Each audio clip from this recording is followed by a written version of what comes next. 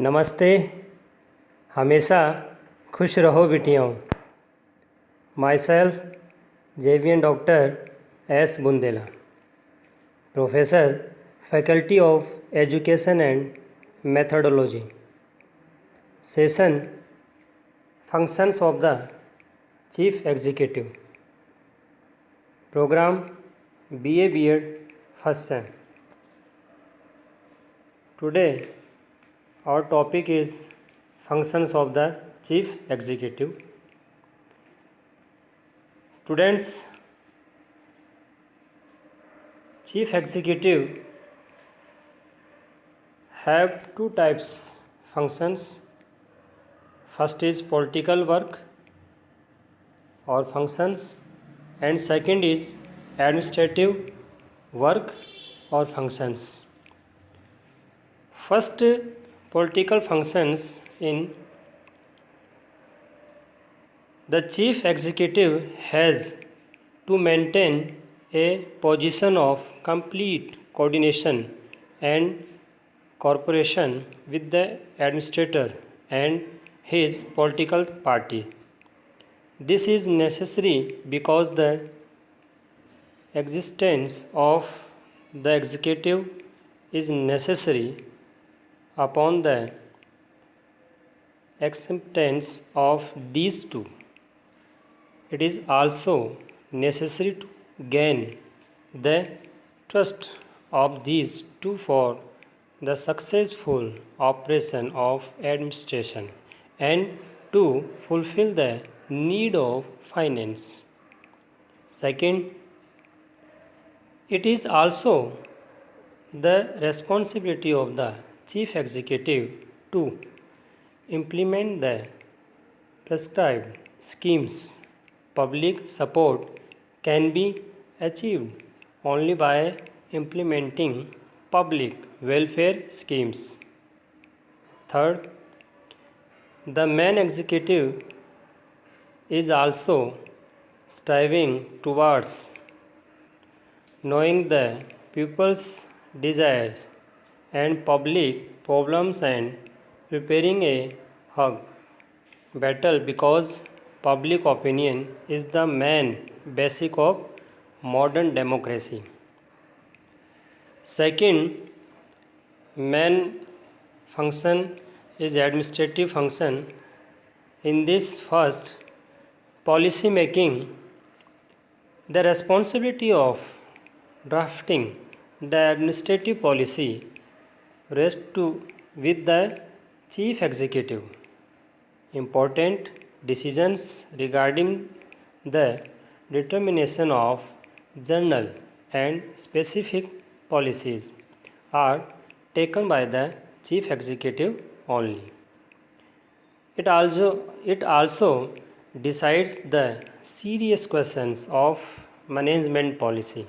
From the theoretical point of view, the task of policy making is considered to be the administrative, but in practice, the main executive has the highest participation in policy making. Second, planning. Planning of any task before it is done is called planning.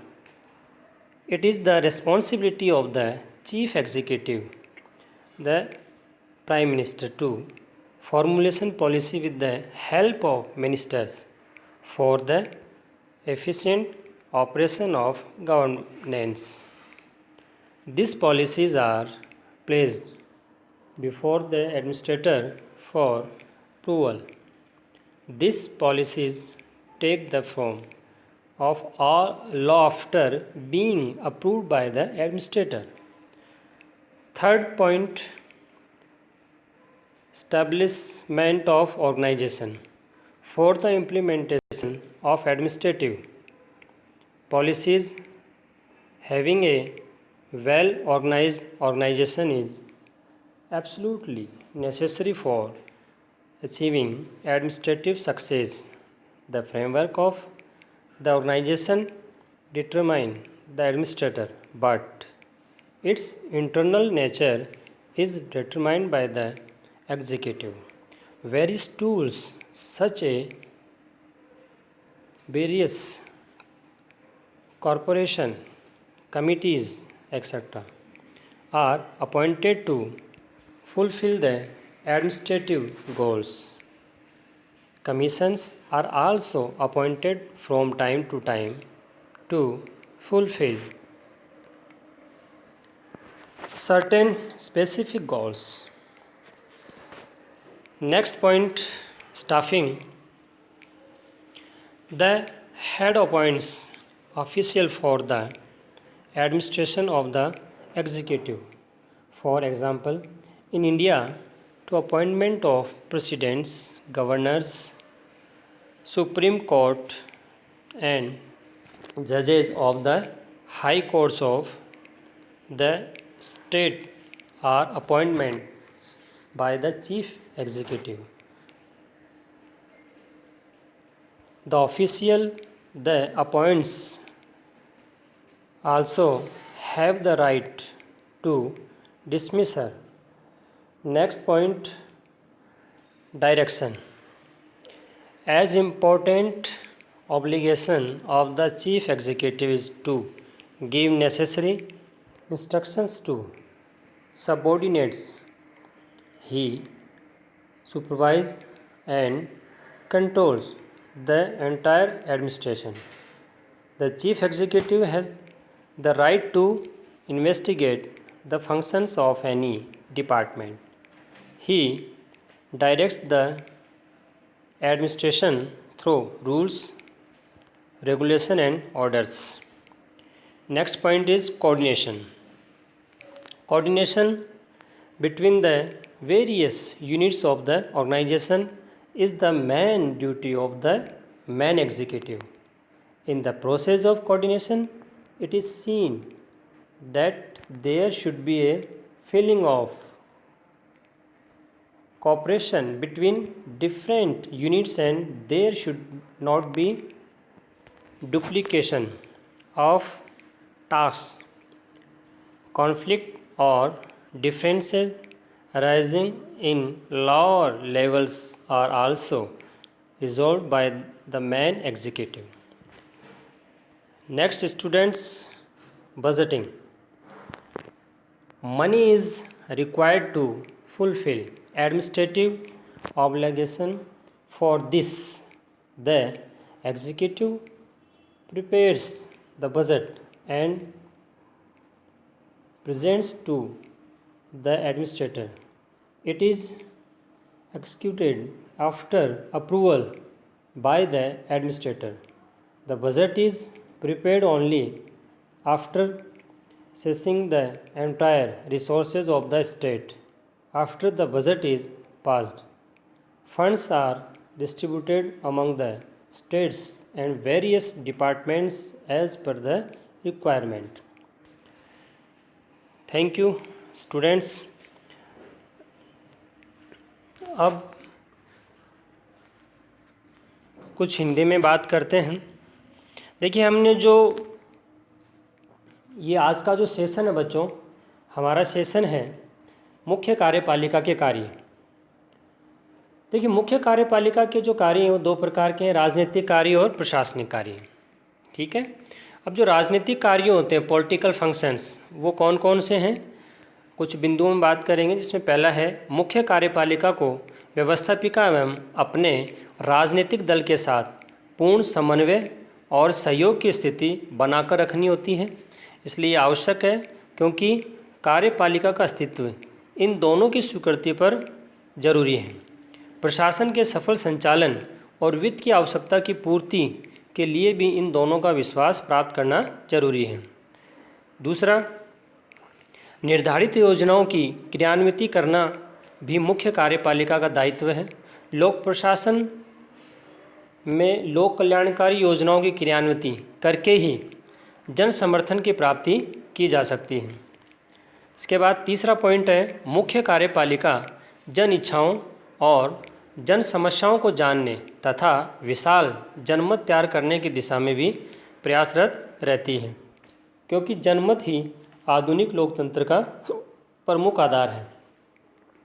जनमत मतलब जनता की जो इच्छाएं हैं उनको जानना करना। Next, दूसरा जो मेन आपके कार्य हैं वो प्रशासनिक कार्य है, एडमिनिस्ट्रेटिव कार्य है।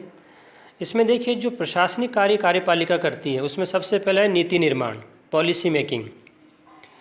प्रशासनिक नीति की रूपरेखा तैयार करने का दायित्व मुख्य कार्यपालिका के ऊपर ही होता है। सामान्य और विशिष्ट नीतियों के निर्धारण के संबंध में महत्वपूर्ण निर्णय मुख्य कार्यपालिका ही करती है। प्रबंध नीति के गंभीर प्रश्नों का निर्णय भी वही करती है। सैद्धांतिक दृष्टि से नीति निर्माण का कार्य व्यवस्थापिका का समझा जाता है, किंतु व्यवहार में नीति निर्माण में सर्वाधिक भागीदारी मुख्य कार्यपालिका की रहती है। इसके बाद हम बात करते हैं अगले पॉइंट की, नियोजन या प्लानिंग। ठीक है, किसी भी कार्य को करने से पहले उसकी तैयार योजना की जाती है, वो क्रिया नियोजन कहलाता है। मुख्य कार्यपालक अर्थात प्रधानमंत्री का ये दायित्व होता है कि वह शासन के कुशल संचालन के लिए मंत्रियों की सहायता से नीति निर्माण करें। इन नीतियों को अनुमोदन के लिए व्यवस्थापिका के सामने रखा जाता है। व्यवस्थापिका के द्वारा अनुमोदित होने के बाद ही ये नीतियाँ कानून का रूप ले पाती हैं। इसके बाद में अगला पॉइंट है संगठन निर्माण, एस्टैब्लिशमेंट ऑफ ऑर्गेनाइजेशन। प्रशासनिक नीतियों के क्रियान्वयन के लिए प्रशासनिक सफलता प्राप्त करने के लिए एक सुव्यवस्थित संगठन का होना जरूरी है। भाई देखिए, कोई भी काम करना हो उसके लिए कोई माध्यम जरूरी है और वो क्या है, संगठन। संगठन की रूपरेखा व्यवस्थापिका निर्धारित करती है, किंतु उसका आंतरिक स्वरूप कार्यपालिका द्वारा तय किया जाता है। प्रशासनिक लक्ष्यों की पूर्ति के लिए विभिन्न उपकरण तथा ब्यूरो, निगम, समितियां आदि नियुक्त की जाती हैं। किन्हीं विशेष लक्ष्यों की प्राप्ति के लिए समय समय पर आयोगों की नियुक्ति भी इनके द्वारा की जाती है। अब अगली बात करते हैं हम कार्मिकों की व्यवस्था या स्टाफिंग। मुख्य कार्यपालिका के शासन के संचालन के लिए पदाधिकारियों की नियुक्ति की जाती है। उदाहरण के लिए भारत में राष्ट्रपति, राज्यपाल, उच्च न्यायालय, राज्य के जो उच्च न्यायालय के न्यायाधीश हैं उनकी नियुक्ति, राष्ट्रदूत, ठीक है, और संघ लोक सेवा आयोग के सदस्यों की नियुक्ति इन्हीं के द्वारा की जाती है, मतलब राष्ट्रपति के द्वारा। जिन पदाधिकारियों को वह नियुक्त करती है उन्हें वह हटाने का भी अधिकार रखती है। ठीक है, इसके बाद हम बात करते हैं निर्देशन, डायरेक्शन। मुख्य कार्यकारी या मुख्य कार्यपालिका का एक महत्वपूर्ण काम अधीनस्थों को आवश्यक निर्देश भी देना है। अधीनस्थ मतलब जो उनके नीचे जो काम करते हैं। वह संपूर्ण प्रशासन के कार्यों का निरीक्षण और नियंत्रण करता है। किसी भी विभाग के कार्यों की जांच पड़ताल करने का अधिकार मुख्य कार्य अधिकारी को होता है।